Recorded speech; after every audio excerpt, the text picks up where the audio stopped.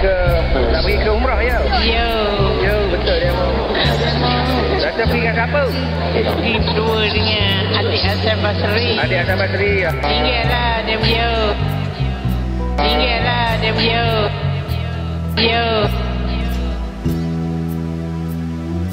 Kasihku padamu hingga ke akhir hayat. Kau meliharaku dengan penuh kasih sayang. Jasamu ku kenal sehingga kau tiada. Aku rindu padamu ibu.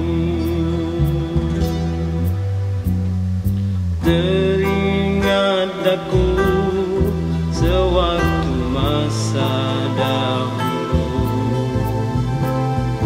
kau memberikan kasih sayang tak terhingga. Ku teringat kenangan bersama ibu. Ku ingat semua kata hikmahmu. Tapi mengapa terlalu cepat tinggalkanku? Tapi mengapa ku tak puas bersamamu?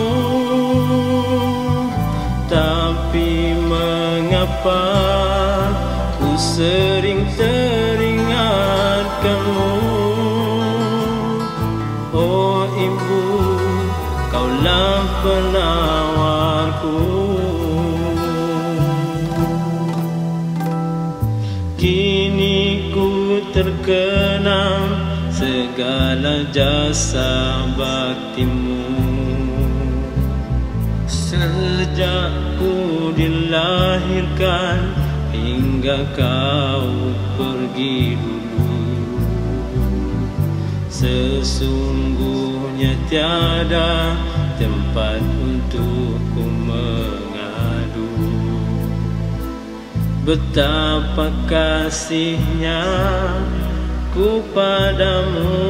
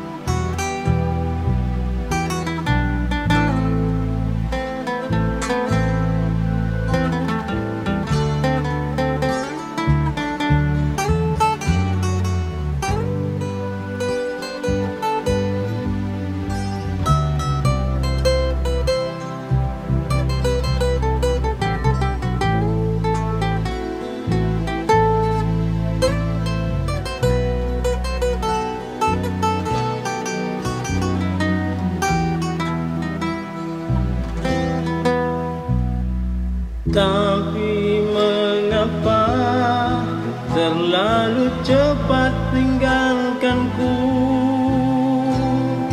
Tapi mengapa ku tak puas bersamamu?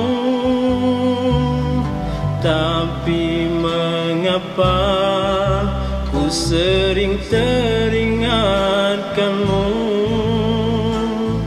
Oh ibu, kaulah penawarku.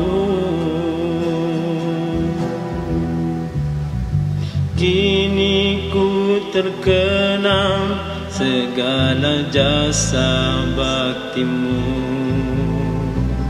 Sejak ku dilahirkan hingga kau pergi dulu, sesungguhnya tiada tempat untukku mengadu. betapa kasihnya ku padamu.